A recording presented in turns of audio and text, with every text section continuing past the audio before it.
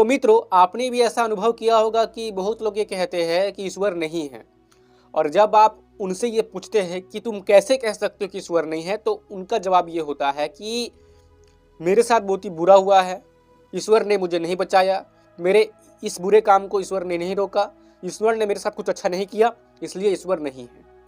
और आपको अधिकतर लोग ऐसे ही मिलेंगे जो भावनात्मक रूप से इस बात को कहते हैं कि मेरे साथ बुरा हुआ है, ईश्वर ने मेरे साथ अच्छा नहीं किया, इसलिए ईश्वर नहीं है।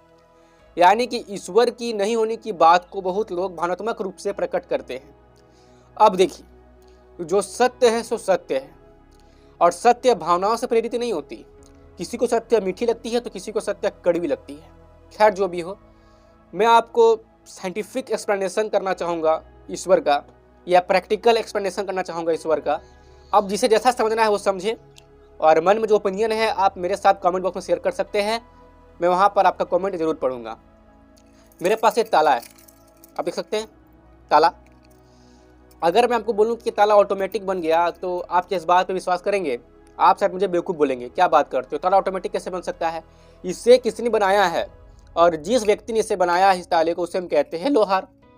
तो लोहार ने इस ताले को बनाया, पर मैं आपसे कहता हूं कि लोहार ने इस ताले को नहीं बनाया। आप बोलेंगे भाई कैसी बेवकूफ़ वाली बात कर रहे हो, लोहार ने नहीं बनाया तो फिर किसने बनाया? इसे तो ऑफकोर्स किसी मनुष्य ने नहीं बनाया है। मैं भी ये कह रहा हूँ कि इसे मनुष्य ने बनाया है, लेकिन लोहार ने इस ताले को नहीं बनाया। लोहार ने बस इस ताले को ताले का रूप दिया है। असल में इस ताले को बनाने के लिए और इस चाबी को बनाने के लिए जो लोहा का प्रयोग किया गया है, जो भी मेटल का, जो भी धातु का प्रयोग किया गया है, वो धातु पहले से ही मौजूद थी, पहले से ही अस्तित्व में थी। बस उस धातु को इकट्ठा करके इस ताले का रूप दिया गया है, यानी कि इसे व्यवस्था आप कह सकते हैं, यानी कि धातुओं को व्यवस्थित करके ताले का रूप दिया गया है। तो मैं आपको वही समझाना चाह रहा हूं कि इस संसार में ही नहीं, इस ब्रह्मांड में जो भी वस्तुएं मौजूद है, जो भी चीज़ें मौजूद है, जो भी पदार्थ मौजूद है, वो बहुत पहले से ही मौजूद है। उसे किसी ने ऑटोमेटिकली उत्पन्न नहीं किया है, पहले से वो है, बस उसे व्यवस्थित किया गया है। अपने आसपास आप जो कुछ भी देख पा रहे हैं वो एक व्यवस्थित तरीके से, एक प्राकृतिक रूप से व्यवस्थित है, और एक व्यवस्थित इंसान करता है उस चीज़ों को इकट्ठा करके, जिससे कि ये ताला बनी है।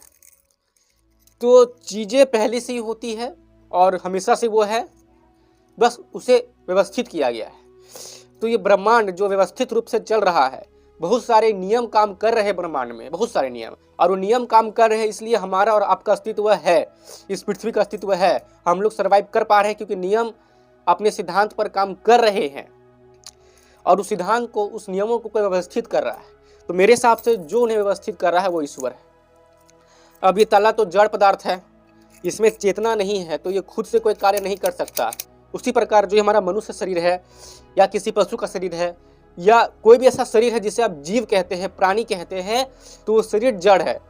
कोई उसे चेतना प्रदान करता है, और उसी चेतना के कारण आप कह पाते हैं कि मनुष्य शरीर लिविंग बीइंग है, ये लिविंग थिंग है। हम लोग लिविंग बीइंग हैं, हम लोग ह्यूमन हैं, हमारे अंदर प्राण है, हम लोग लिविंग ऑर्गेनिज्म है। उसी चेतना के कारण जो इस शरीर को प्रदान किया जा रहा है, और जो इस शरीर को चेतना प्रदान कर रही है उसे हम शायद आत्मा कहते हैं। तो ईश्वर, आत्मा और प्रकृति, ये तीनों चीज पहले से मौजूद है, पहले से, इनका कोई क्रिएशन नहीं हुआ है। बस आत्मा हम जड़ पदार्थों को चेतना प्रदान करती है, जिससे कि हमें कह पाते हैं कि हम लिविंग ऑर्गेनिज्म हैं, और ईश्वर सभी को व्यवस्थित करती है।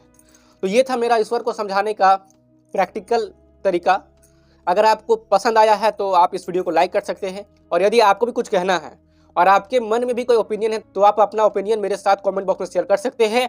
और मुझे ऐसा लगता है कि आपके पास कोई ना कोई ओपिनियन होना ही चाहिए, क्योंकि आप मनुष्य हैं, आपके पास विवेक है और बुद्धि है, और विवेक और बुद्धि हमेशा तर्क करती है, उससे चीज़ों को जानने का बहुत शौक होता है। और अगर आपको भी चीज़ों को जानने का शौक है, अगर आप जिज्ञासु है, तो सही मायने में आप मनुष्य हैं, और आप मनुष्य का जीवन का उद्देश्य भी समझ रहे हैं। तो इस उद्देश्य को समझिए और कमेंट कीजिए, अपने ज्ञान का प्रदर्शन करिए कमेंट बॉक्स में। धन्यवाद।